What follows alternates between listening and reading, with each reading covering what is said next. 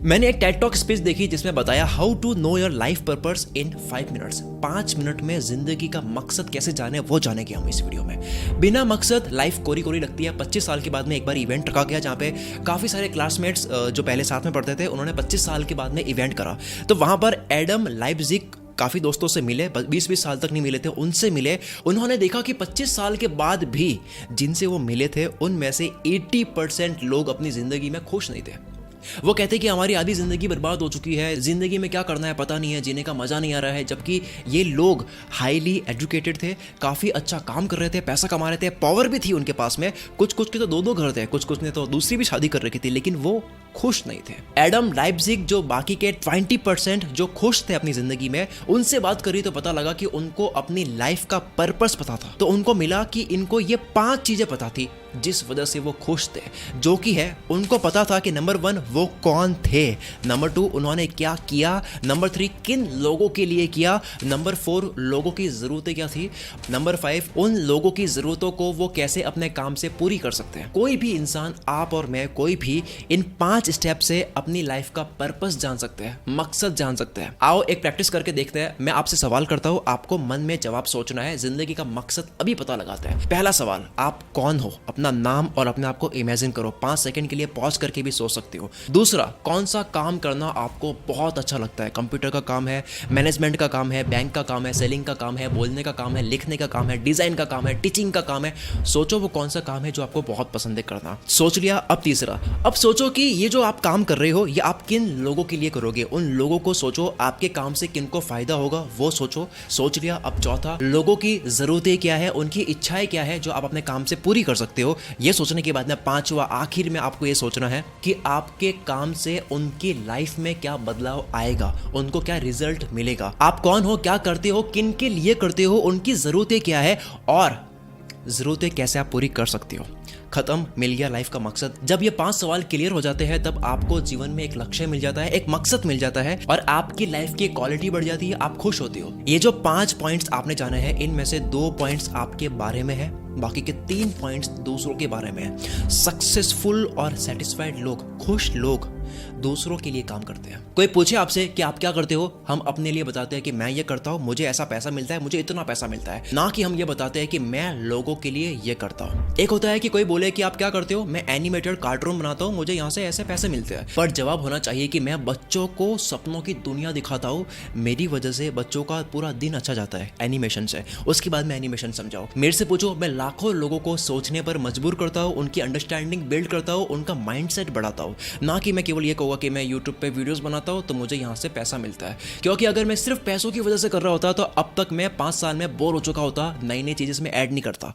दूसरी TED talk speech है how to buy happiness by Michael Norton. खुशियां कैसे खरीद सकते हो पैसों से। लोग कहते हैं कि खुशियां नहीं खरीद सकते, आओ खरीद के दिखाता हूं। माइकल नॉर्टन ने कहा, अगर पैसा कमाने के बाद भी आप खुश नहीं हो, आप कहते हो कि खुशियां नहीं खरीद सकते, तो इसका मतलब यह है कि आपको पैसा कमाना आ गया लेकिन खर्च करना नहीं आया है। CNN के एक आर्टिकल में पता लगा, उन्होंने लिखा कि क्या एक इंसान की जिंदगी में अगर उसकी लॉटरी लग जाती है बहुत बड़ी वाली, तो क्या उसके बाद में वो खुश रहता है? तो जवाब मिला नहीं, उनकी जिंदगी और बर्बाद हो गई जिन्होंने बहुत बड़ी लॉटरी जीती। जिसके 2 कारण बताए, एक ये कि वो पैसा खर्च करते करते पूरे कर्ज में आ जाते हैं, दूसरा लोगों ने इनके पास पैसा होने की वजह से इनका इस्तेमाल करके चीट करा, रिलेशनशिप खराब हुए।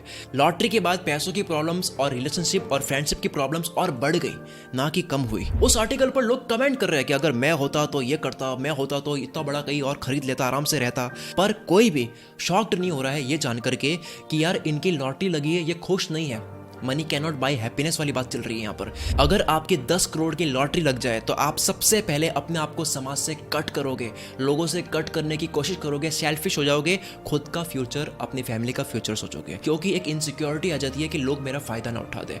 तो खुशी कैसे खरीद सकते हैं, how many can buy happiness. एक स्टडी में लोगों को पैसे देकर उनको 2 ऑप्शंस दिए गए, एक कि वो खुद पे खर्च करे, दूसरा वो दूसरों पे खर्च करे। इसके लिए माइकल नॉर्टन गए ब्रिटिश कोलंबिया यूनिवर्सिटी कैंपस में और कुछ लोगों को कहा कि हम एक रिसर्च कर रहे हैं और उनको लिफाफा दिया। कुछ लिफाफों के ऊपर लिखा था कि इसके अंदर कुछ डॉलर्स है और आप अपने ऊपर खर्च कर सकते हो, जैसे कि आप अपने लिए गिफ्ट ले सकते हो, कॉफी पी सकते हो, अपना खर्चा पूरा कर सकते हो, कुछ भी कर सकते हो। बाकी लिफाफों के कवर पर लिखा था कि इसके अंदर कुछ डॉलर्स है और आपको दूसरों के लिए खर्च करना है, जैसे कि आप किसी के लिए गिफ्ट ले सकते हो, उनको कॉफी पिला सकते हो, कुछ भी, उनका बिल पे कर सकते हो। बाद में उनसे पूछा गया कि उन्होंने पैसा कहाँ खर्च करा और कैसा वो फील कर रहे थे, तो मिला कि जिन्होंने दूसरों को कॉफी पिलाई, दूसरों को गिफ्ट दिए, दूसरों के लिए खर्च करा, उनको बहुत खुशी वाली फील है। और जिन्होंने खुद पर खर्च करा, स्टारबक्स में जाके कॉफी पी, इयररिंग्स लिए, अपने लिए मेकअप खरीदा या फिर कुछ भी अपने लिए खरीदा, वो इतने खुश नहीं थे। एक और बात यह कि सबको अलग अलग अमाउंट दिया गया था, तो पता लगा कि अमाउंट मैटर नहीं करता है। आप छोटे अमाउंट में भी किसी के लिए कुछ कर लेते हो, तब भी आपको हैप्पीनेस मिलती है, तब भी आपको खुशी मिलती है। हमने शुरू में जिंदगी के मकसद को जानने के लिए 5 पॉइंट्स जाने थे,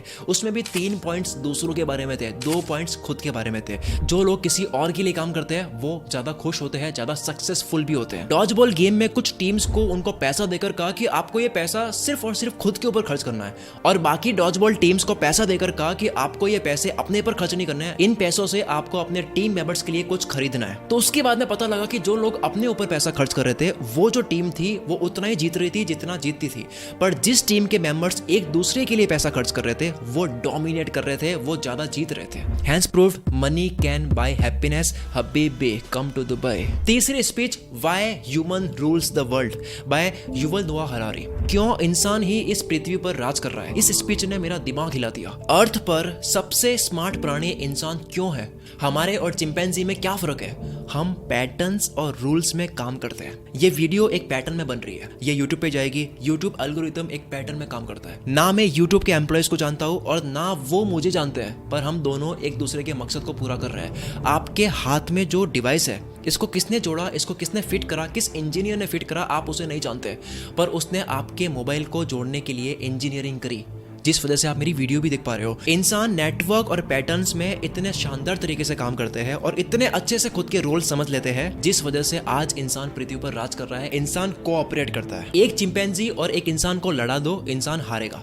10 चिंपैंजी और 10 इंसानों में भी इंसान हार जाएगा, लेकिन जब इंसानों की मेजोरिटी बढ़ जाती है, तब वो पैटर्न पर काम करता है, तब वो कोऑपरेट करता है, तब वो कोलैबोरेशन कर लेता है। 10,000 चिंपैंजीज और 10,000 इंसान हो तो इंसान इनको जू में बंद कर सकता है। जब आप 500 किलोमीटर ट्रैवल करते हो, ड्राइवर, गाड़ी इन्वेंटर जिस गाड़ी में बैठे हो, रोड जिसने बनाई है, रेस्टोरेंट जहाँ पे आप खाना खाते हो, इंजन इन्वेंटर जिसने इंजन बनाया गाड़ी का, बिजनेसमैन जो किसी भी खोज को कमर्शियल करता है, इनकी वजह से आप ट्रैवल कर पाते हो, जबकि आप इनको जानते भी नहीं हो। और इतने शानदार तरीके से हम एक दूसरे की लाइफ में कोऑपरेट कर रहे हैं। किसी की भी नौकरी लगती है, वो शहर छोड़कर जाता है स्कूल कॉलेज में समझे पैटर्न को कंपनी में अप्लाई करने के लिए। जिस कंपनी के ओनर को आप जानते तक नहीं थे, उसके लिए आप पढ़ाई कर रहे थे, उस कंपनी में काम करने के लिए। आप इंडिया से अमेरिका जा सकते हो फ्लैक्सिबली, पर एनिमल 1000 किलोमीटर दूर एनिमल से मिलने के लिए या फिर उनकी हेल्प करने के लिए या फिर उनके साथ में कोऑपरेट करने के लिए नहीं जा सकते। सवाल यह है कि हम कोऑपरेट कर कैसे पाते हैं? इसका जवाब है इमेजिनेशन। किसी भी बात या किसी भी थ्योरी को समझने के लिए या किसी भी फील्ड का ऑलमोस्ट ज्ञान लेने के लिए हम फिक्शनल तरीका इस्तेमाल करते हैं, या यूं कह दो कि हम इमेजिनेशन से एग्जांपल्स बनाकर समझा सकते हैं कुछ भी जो भले अर्थ पर रियलिटी में नहीं है। हम डीप थिंकिंग कर सकते हैं, दिमाग में पिक्चर बना सकते हैं, हालात बना सकते हैं, अनुमान लगा सकते हैं, अज्यूम कर सकते हैं। हम कहते हैं ना कि आज मेरी जिंदगी का अगर आखिरी दिन होता तो मैं किस तरह से मेहनत करता, हम अनुमान लगा सकते हैं। एनिमल्स ऐसा नहीं कर सकते कि क्या हो अगर हमारे पास में शेर हो तो हम किस तरह से यहाँ पर भाग रहे होते हैं। चिंपैंजीज ये सोच नहीं सकते कि क्या हो अगर हमारे पास में 1000 बनानास हो। फिक्शन मतलब इंसान अपनी इमेजिनरी तरीके से कुछ बताना चाहता है। हर खोज इमेजिनेशन से हुई है।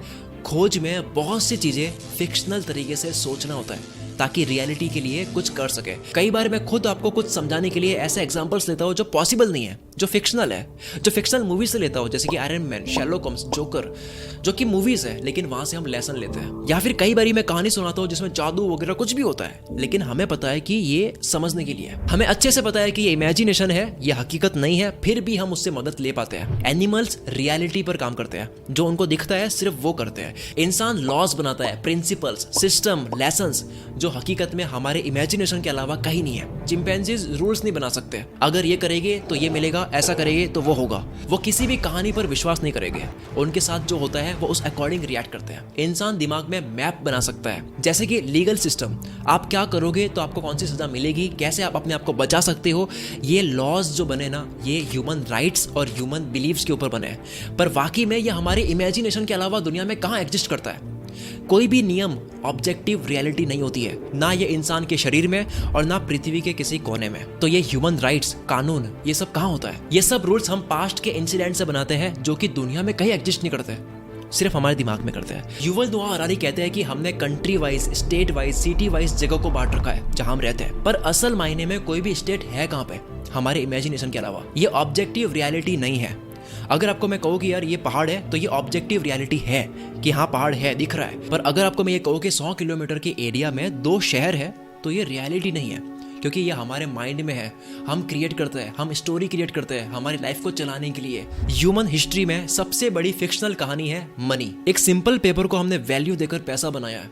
इंसान अपने लिए फिक्शनल सिस्टम बना सकता है, बिना रियलिटी भी आप अपने माइंड में ड्रॉ करके उसे रियलिटी के लिए जीने लायक बना सकते हो। इंटरनेट पर आप किसी को टेक्स्ट भेजते हो और दूसरा आप किसी को पैसा भेजते हो।